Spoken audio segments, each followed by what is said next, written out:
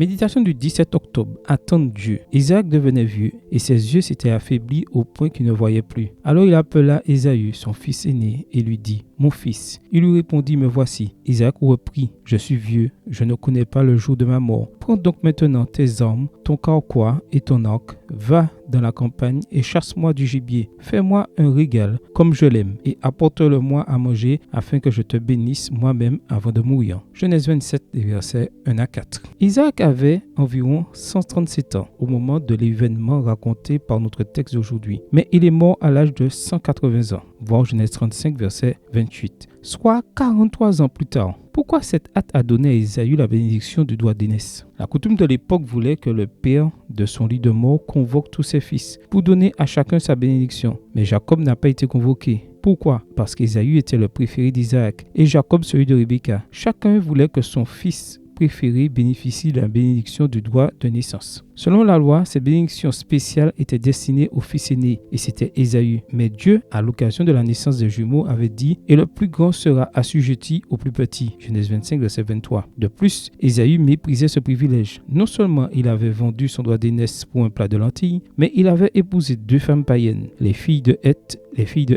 Mais rien n'ébranlait l'intention du père de conférer à son aîné le droit de primogéniture.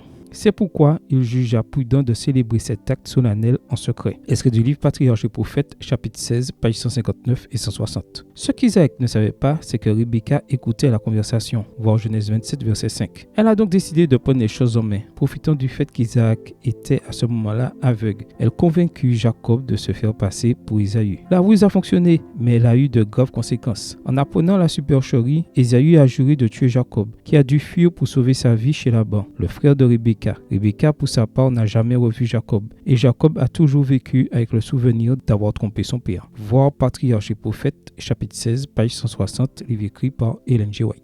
N'aurait-il pas été préférable d'attendre l'accomplissement de la promesse? Si Rebecca et Jacob avaient attendu avec foi et laissé le Seigneur opérer en leur faveur, cette promesse se serait accomplie à son heure. Mais, comme beaucoup de gens qui se disent chrétiens, ils ne consentaient pas à abandonner la chose entre ses mains. Toujours extrait du livre Patriarches et Prophètes, page 160, chapitre 16, écrit par Ellen G. White. Prière. Seigneur, monte la garde devant ma bouche, surveille la porte de mes lèvres, empêche-moi de me laisser aller à dire une parole mauvaise ou à faire un geste méchant. Psaume 141, les versets 3 et 4. Amen. Bonne journée à vous et que le Seigneur vous bénisse.